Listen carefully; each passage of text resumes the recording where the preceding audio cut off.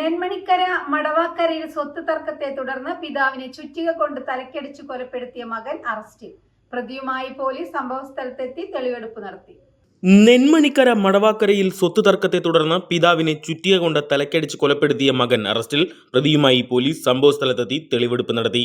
മടവാക്കര പുലിയെടുത്ത് പറമ്പിൽ വീട്ടിൽ കൃഷ്ണനാണ് കൊല്ലപ്പെട്ടത്. കൃഷ്ണന്റെ ഇളയ മകൻ രാധാകൃഷ്ണനാണ് അറസ്റ്റിലായത്. വീട്ടിൽ തനിച്ച് താമസിച്ചിരുന്ന കൃഷ്ണനെ കഴിഞ്ഞ ചൊവ്വാഴ്ച രാവിലെയാണ് മുറിയിൽ മരിച്ച നിലയിൽ കണ്ടെത്തിയത്. ചെങ്ങാലൂരിലുള്ള മൂത്ത മകൻ മുരളീധരൻ ഫോണിൽ വിളിച്ചിട്ട് കിട്ടാത്തതിനെ തുടർന്ന് നടത്തിയ അന്വേഷണത്തിലാണ് കൊലപാതക വിവരം പുറത്തറിയുന്നത്. മടവാക്കരയിലുള്ള വീട്ടിലെത്തിയ മുരളീധരൻ അടഞ്ഞുകിടക്കുന്ന വീട്ടിൽ നിന്ന് ദുർഗന്ധം വമിക്കുന്നത് കണ്ട് പുതുക്കാട് പോലീസിൽ വിവരമറിയിക്കുകയായിരുന്നു. പോലീസ് എത്തി വീട് തുറന്ന് നടത്തിയ പരിശോധനയിലാണ് കൃഷ്ണന്റെ മൃതദേഹം കണ്ടെത്തിയത്. തുടർന്ന് നടത്തിയ പോസ്റ്റ്മോർട്ടം പരിശോധനയിലാണ് തലയിലേറ്റ ആഴത്തിലുള്ള മുറിവാണ് മരണകാരണമെന്നും ഇതൊരു കൊലപാതകമാണെന്നും വ്യക്തമായത്. ശാസ്ത്രീയമായ അന്വേഷണത്തിലൊടുവിലാണ് പ്രതി രാധാകൃഷ്ണനാണെന്ന് തിരിച്ചറിഞ്ഞത്. സ്വത്ത് തർക്കത്തെ തുടർന്ന് കൃഷ്ണനുമായി പിണങ്ങി തൊട്ടടുത്ത പറമ്പിലാണ് രാധാകൃഷ്ണനും കുടുംബവും താമസിച്ചിരുന്നത്. കൃഷ്ണന് ജീവനാംശമായി 3000 രൂപ നൽകാൻ കോടതി ഉത്തരവുണ്ടായിരുന്നു. എന്നാൽ ഈ തുക നൽകാൻ രാധാകൃഷ്ണൻ തയ്യാറാകാതിരുന്നതിനെ തുടർന്ന് കോടതി ഉത്തരവ് പ്രകാരം രാധാകൃഷ്ണന്റെ ഭൂമി അറ്റാച്ച് ചെയ്തിരുന്നു.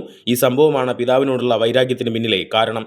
സംഭവ ദിവസം രാവിലെ പത്രവിതരണത്തിനെന്ന് പറഞ്ഞ് വീട്ടിൽ നിന്നിറങ്ങി രാധാകൃഷ്ണൻ വീടിന്റെ മുകൾ നിലയിലൂടെ അകത്തു കടന്ന് കൃഷ്ണനെ കൊലപ്പെടുത്തുകയായിരുന്നു. പുതുക്കാട് പോലീസ് SHO CM മഹേഷിന്റെ നേതൃത്വത്തിലുള്ള ഉദ്യോഗസ്ഥരാണ് പ്രതിയെ അറസ്റ്റ് ചെയ്തത്.